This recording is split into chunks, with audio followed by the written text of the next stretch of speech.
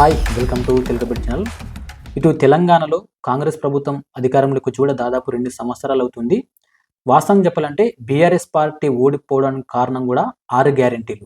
So ఎవరైతే Congress party 6 గ్యారంటీలు చెప్పి రాబోయే రోజుల్లో ఈ 6 గ్యారంటీలకు సంబంధించి భారీ ఎత్తున మీకు దీనివల్ల లాభం చేకూరుతుందని చెప్పి కూడా సీఎం రేవంత్ రెడ్డి పదే పదే ఆ టైంలో చెప్పడం వల్ల ఇటు కాంగ్రెస్ ప్రభుత్వం అయితే అధికారంలోకి వచ్చింది. సో వాస్తవం చెప్పాలంటే బీఆర్ఎస్ పార్టీ ఓడిపోవడానికి ప్రధాన కారణం 6 గ్యారంటీలు. సో ఈ 2 సంవత్సరాల వ్యవధిలో ఇటు 6 గ్యారంటీలకు సంబంధించి చూసుకుంటే ఏ పథకానికి ఎన్నెన్ని కోట్లు ఖర్చు పెట్టినారో మొత్తం ఈ వీడియోలో ఎక్స్ప్లెయిన్ చేసుకునే ప్రయత్నం చేస్తాం. ఇటు మహిళలకు ఉచిత ప్రయాణం కానీ, అదేవిధంగా ఇటు పేదలకు ఉచిత కరెంటు కానీ, అదేవిధంగా రైతులకు భరోసా కానీ, దాని తర్వాత చూసుకుంటే ఇటు రైతులకు రుణమాఫీ కానీ, మొత్తం ఇటు ఇందిరమ్మ ఇళ్లకు సంబంధించి కానీ, అదేవిధంగా ఇటు ఆరోగ్యశ్రీ కింద 10 లక్షల రూపాయలు ఏ విధంగా పెంచారు, అదేవిధంగా ఇంటర్నేషనల్ స్కూల్స్కి సంబంధించి కానీ మొత్తం ఏ పథకానికి ఎన్నెన్ని కోట్లు ఖర్చు పెట్టారు ఇక్కడ చూడండి. ఇక్కడ టేబుల్ కనపడుతుంది కదా. సో మొదట చూసుకుంటే వీళ్ళు 6 గ్యారంటీలు చెప్పిన విధంగా చూసుకుంటే ఉచిత బస్సు కింద దాదాపు 8,400 కోట్లు చెల్లించామని చెప్తున్నారు.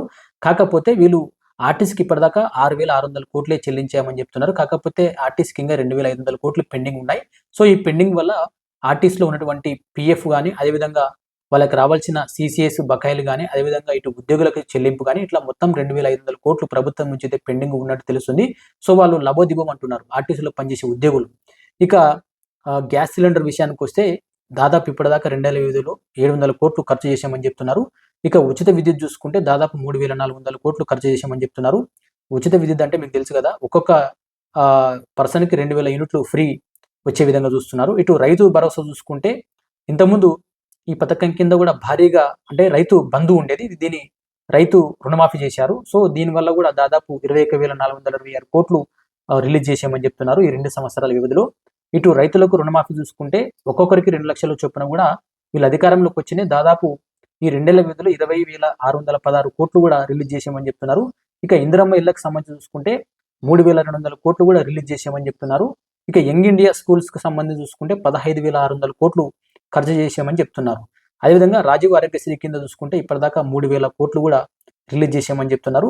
ఇంతకుముందు 5 లక్షల రూపాయల వరకే ఉండేది ఆరోగ్యశ్రీలో, దాన్ని 5 లక్షల నుంచి 10 లక్షల వరకు పెంచారనమాట.